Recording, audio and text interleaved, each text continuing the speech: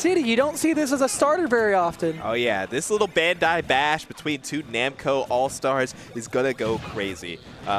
So, fun fact, first and foremost, these two have played, honestly, a shocking amount. Being from two different regions with a couple hours in between each other, Izaiah makes frequent trips down to Silcy's hometown and kind of shows him the business every now and again.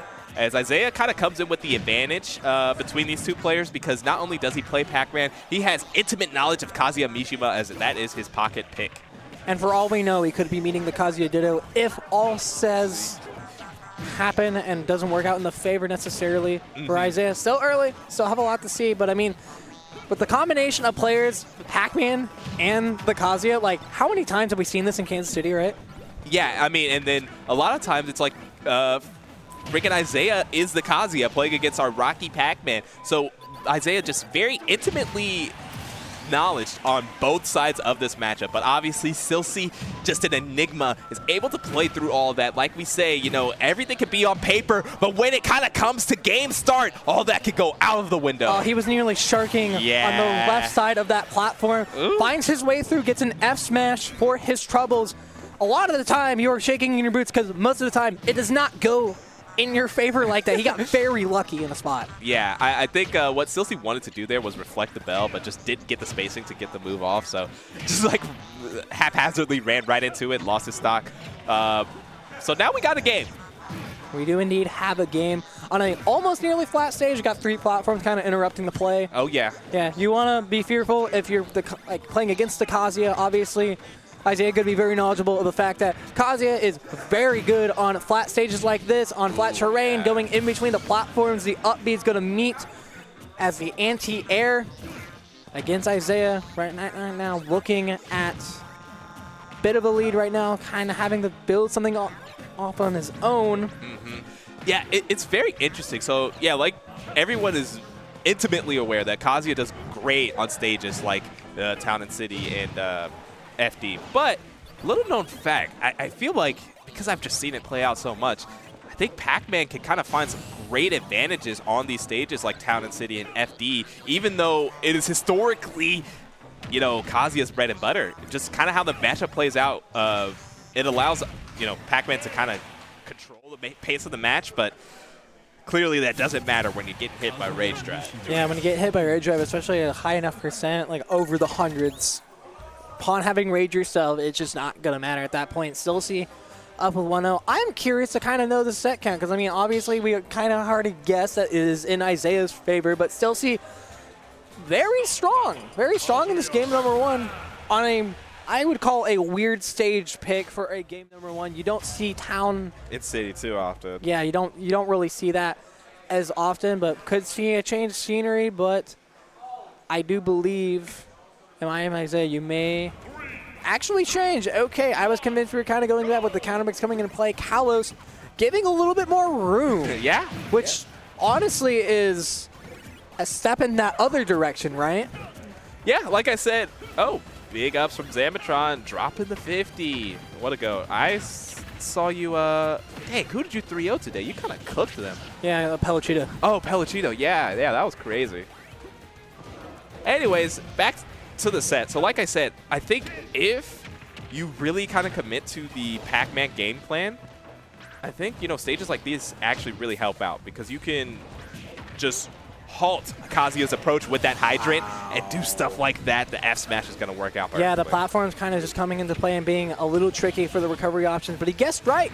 He got the F smash. He's going a little bit over. What is this interaction he's got going on against Kazuya? Yeah, Izaiah was going a little bit too ham, finds himself on the other end of a classic kick, and Silcy evens up this game and starts it off with an electric combo. That is not where you want to be. Yeah, especially with the platform coming into play. Yeah, serving as a distraction, but you're going to get spiked with a sour hit on that final one that should have been the end of the stock. It actually ends up saving Izaiah in such not a comfortable spot just yet, but gets the stage control. Now he is comfortable. Now he's got the projectiles. He meets the F smash once again. He's 2 for 2 on those in this game. Yeah. And honestly, I think Silcy kind of got faked out, thought he was out of the threat range, and just tried to lazy air dodge back to the stage and ended up paying the price dearly. Yeah, okay. Up air off of the ledge. I feel like you don't see a lot of options from Kazuya being offensive off the ledge, but able to make something happen off of that. Izaiah still having some sort of say in the driver's seat of advantage.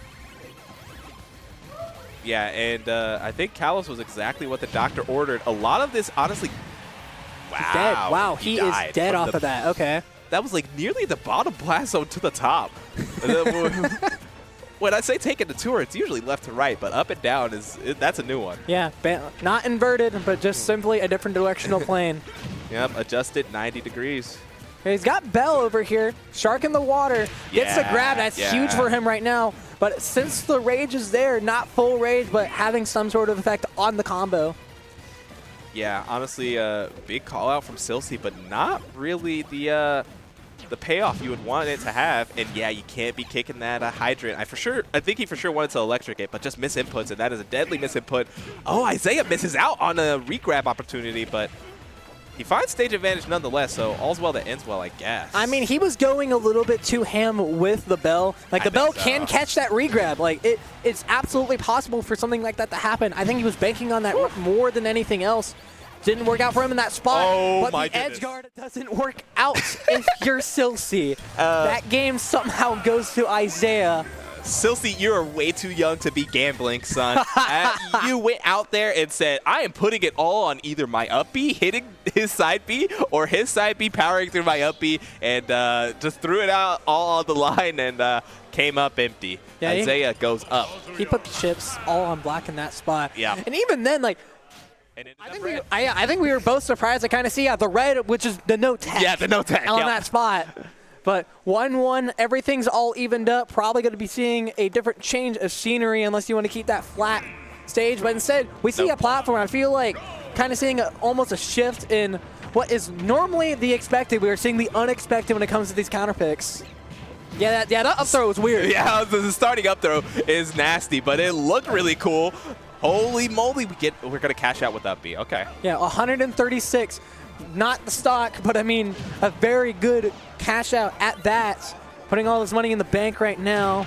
Woo! Wow, Izaiah played a dangerous game there. Barely got past the up smash, but not gonna get past the wings of the demon that up B takes the stock. We are kind of seeing a similar game plan for Izaiah from what we were kind of seeing with Despay, despite not working out. Like, boxing Kazuya. Yeah. You can't really completely zone. Oh my gosh, he's dead. Wow, he is dead. That is Kazuya Mishima, ladies and gentlemen. And now you see why Pac-Man really wants a lot more space, because things being so close just make things a lot harder for him. You know, there's just a lot of times where Kazuya could just come off a plat, hit you with electric, and end the game.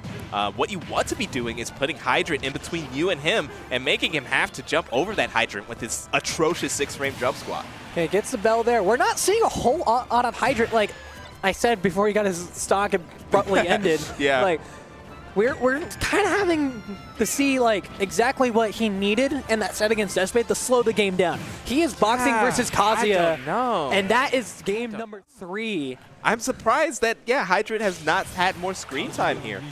It feels like in the last game, Izaiah ended up winning off of Silcy misinputting on a Hydrant trying to take it out. Like, I feel like you just get so much advantage by putting it down instead of trying to charge fruit. But it could be like kind of the like conformed mindset in terms of like you do have the knowledge, but at the same time you know exactly what Kazuya is capable of with projectile play. Silcy, no slouch. Wow. There is a Steve on the screen. There is a Steve on the screen. That is not an alarm. Izaiah has a Steve. Does he have a Steve? I guess so. The zombie out here looking to rob something. Yeah, trying to go after some graves. Hopefully the grave of a Kazuya. Okay, there's some combos there. Doesn't have enough materials just yet. It's 10 seconds in the game, but getting something started. 50, now 70. Okay. And the block actually acting as a bounce back, sending Kazuya off stage. Okay. Yeah, it just doesn't get much off of that. Getting off that platform kind of just abruptly in the spot like that. I want to know how long he has kind of kept this in the back pocket for. Yeah. This is the first time I've seen Steve come out. Yeah, at least in a super dire time like this is the first time I've seen it out on the big stage. Okay, didn't have to press anything. Normally kind of have to roll there or just completely get out of the way of minecart. But Silcy kind of just sitting through there, sitting through the ledge trap. There's the gates. Okay, Steve can make this out. Ooh, that was a spooky recovery. Yeah. He was a little bit too high above ledge, but doesn't matter. Does find the rage drive, and the zombie goes down first. Yeah, trying to get rid of that crafting table so then you can just get through it, but instead you can respawn it. It's so easy. Yeah, it is pretty easy. But 129 still has red on lock. At this point on the stage control, if he doesn't get out, could be the stock, but finding his way out. Okay, there's a diamond back air, the classic one. Just go a swinging, and eventually the pickaxe will find the rare ores. And okay, we started off with some axe combos, but even though these are dropping, I mean, that's just the power of Steve. You still get those 50%. Like, it kind of reminds me of, like, other characters in fighting games where it's like, you're not completely putting him in a frame trap, but you're putting him in a spot to where, like, you don't even need to wait for the knockdown. You can just kind of go into that next situation. Steve is one of the exclusive characters in the game. Yeah. Who can just genuinely do that and not have to fear very much. Wow, he held in. Yeah, he did kind of. It was a little rough for sure. I'm just kind of shocked that the spike had that much potency to it. Oh, here's the combos again. This could be it with punishes the drop on the combo. Yeah, Steve has a kind of weird hurtbox shifting whenever he gets put into tech scenarios. So Silcy kind of thrown off by that. Doesn't get the KO, and now is staring down Steve in a last stock scenario. And I didn't actually see that, like, he had the time to actually get the diamond over here. Yeah. Not too many hits, and he's only at 59. Uh-oh, we are lasering in the wrong direction. It's not as fatal as I thought it to be. There goes the up B, not taking it yet. Yeah, more of those. But you're just adding the rage to Steve, so if you do get reversal on the spot like this, it is not going to be great. Did he just do pivot up tilt? Oh, okay, there it is. And that is a set, yeah. Yep. GG's. The 3-1 for Silcy, moving on. Guaranteed top 3. May not have been in the cards for very many watching this tournament, but Silcy is undeniable in that fact.